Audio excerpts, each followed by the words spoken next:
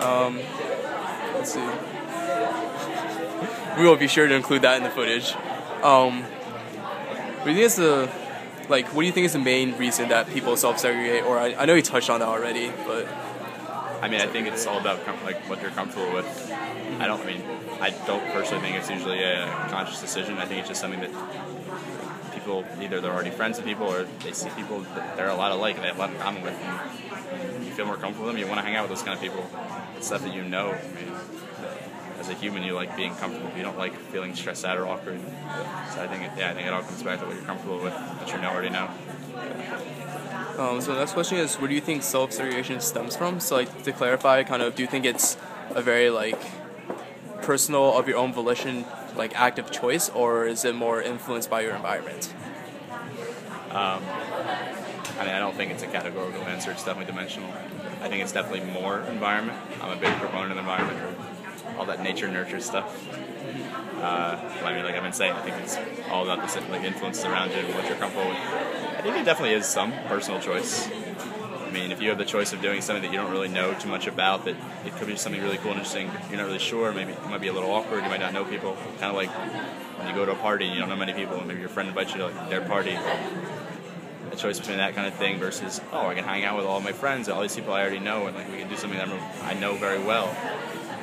I mean, if you don't have a reason to do the former choice, a lot of people don't do that. You really have to have a certain kind of outgoing personality to really want to do that. I'm not sure. You'd think a place like Penn might actually have more of those people, but at least my experiences is not enough. Maybe just because it takes a certain threshold. Maybe it's a pretty high threshold that a lot of people just don't meet. But yeah, I think it's mostly environmental factors with some personal choice involved. So how do you think this phenomenon of self-segregation affects the Asian community at Penn? In some senses, it obviously makes it a lot stronger. I mean, people feel very close to their cultures, and within just the Asian umbrella. I mean, within their Vietnamese, within their Chinese, within their Taiwanese culture. A lot of people who might not know as much about their culture learn more about it through these groups, which I think is a great thing. You learn more about your culture. And just in general, a lot of these groups, because they come together like that, they're able to have a lot more power. They can actually try to get things for their group. I mean, not monitor or anything like that, but they can fight for their own rights in a way, I guess.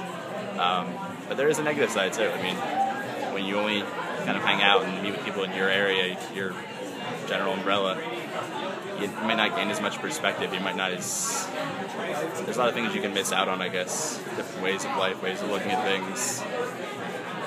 It's not necessarily a good thing. I think probably a balance is probably the best way. I know a lot of people I know are involved in other things. I mean, on BSA board, I'm in business attorney. Our president is also really into the computer science area. So people do other things. And I think when they do those things, they bring those perspectives back to their group. That's more of an ideal situation. There's definitely positives and negatives. I think it's all about the balance. Yeah, so you don't think it can be qualified as good or bad necessarily? I mean, I think it's what you make it. I mean, it definitely is good in some senses, and definitely maybe not bad, but it can definitely be hindering in some instances. Mm-hmm. All right. So our final question: how do you think we can ameliorate and combat self-segregation? Big word there. Ameliorate. I didn't write these questions, obviously. How can we ameliorate it? Well,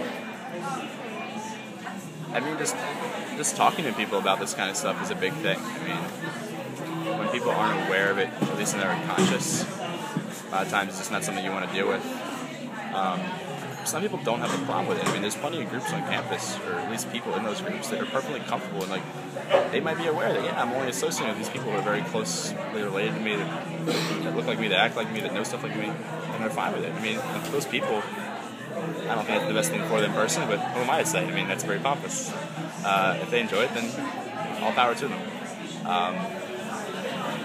But yeah, I think for the greater good kind of idea, it would be better if people maybe not were forced to do other things, but were shown the light.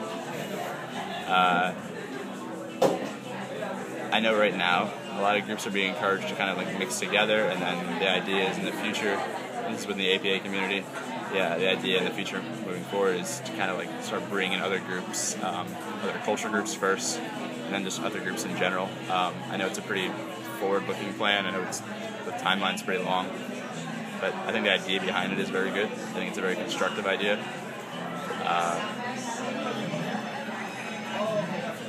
Yeah, I mean, you're not going to get rid of like issues. There's always going to be issues. People are always going to lack certain perspectives, but it's not always like a matter of you don't need to get rid of all of them. I mean, that's what makes us a good culture. I mean, if everyone has every perspective, then I mean, that doesn't seem very possible, but it also just seems kind of weird, doesn't it? I mean, the reason like you interact with other people is because they have other perspectives, they know other things, they don't act like you. I can't really like picture or wouldn't desire a world where like everyone knows everything. That would freak me out personally. So, yeah, I mean, I think it's another thing with balance. I mean, I think it's good to like experience other things, but also, yeah, I mean, stay true to your culture, like learn more about yourself. It's both those things. Bye bye.